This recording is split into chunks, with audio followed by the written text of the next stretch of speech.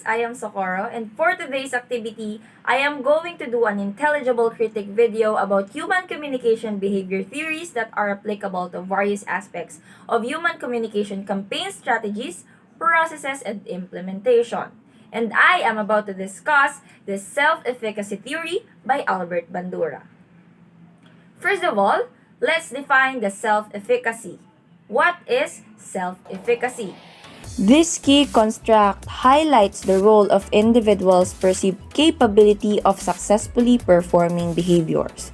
Those who are confident of recommended actions are more likely to attempt and sustain behavioral enactment efforts. So according to Bandura, self-efficacy follows the principle that people are likely to engage in activities to extent that they perceive themselves to be competent to those activities. I think this theory has something to do with the motivations or the implications for motivation. For example, I feel anxious about my body because I feel like I am unhealthy or I feel like I am very thin. So for me to have a strong sense of self-efficacy, I will stick to my goal, which is to maintain my proper diet and exercise. The most important thing about this is to be consistent so that I can reach and execute the goal properly. And as I dig deeper about self-efficacy, I discovered that it refers to a person's belief in their own power to influence their motivation, behavior, and social environment. And that's what I said earlier, it has something to do with your consistency and determination. And according to my research, there are 4 major sources of information used by individuals when forming self-efficacy judgments. What are those? Let's find out. The 4 major sources of self-efficacy are performance accomplishments, vigorous experience, social persuasion, and psychological and emotional state. Performance accomplishments. The interpreted consequence of one's previous performance or mastery experience is the most influential source. When we talk about mastery experience, we're talking about the feelings one gets when they take on a new challenge and succeeded at it. It is more likely a completion of a given task and earn confidence with it. For example, our thesis group successfully delivers the presentation of our thesis title defense. This is a positive way of thinking, believing that one is capable of completing projects that one sets for themselves is a blessing, since part of the effort of improving at anything or learning anything new is ensuring that one feels one is capable of doing such activity effectively. Let's proceed to vigorous experiences.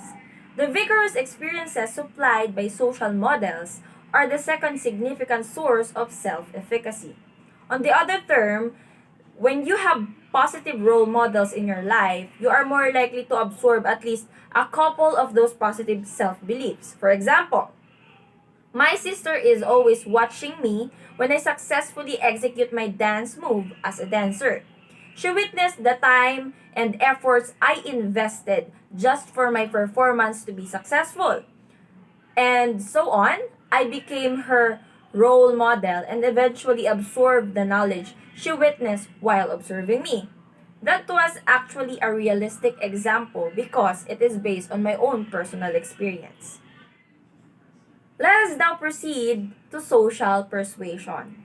Receiving positive verbal feedback while performing a difficult activity persuades a person that they possess the necessary skills and ability to succeed.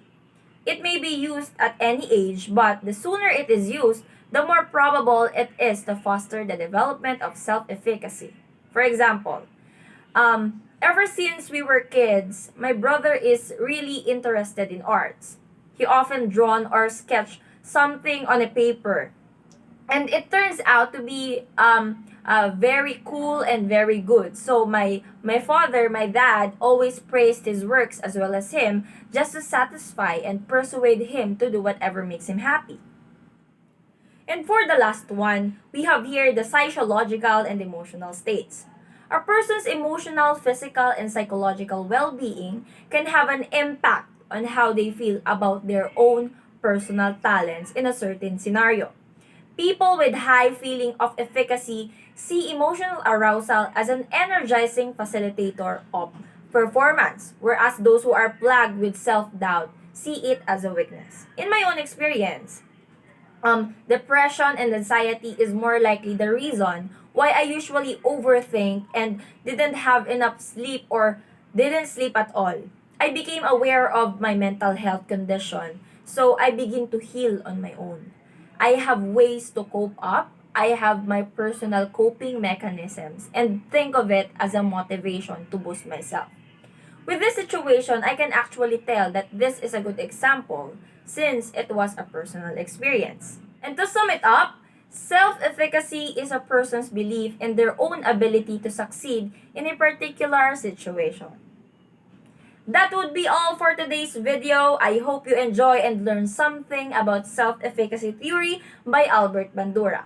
Always remember that in this world full of negativities, there is always at least one reason not to give up.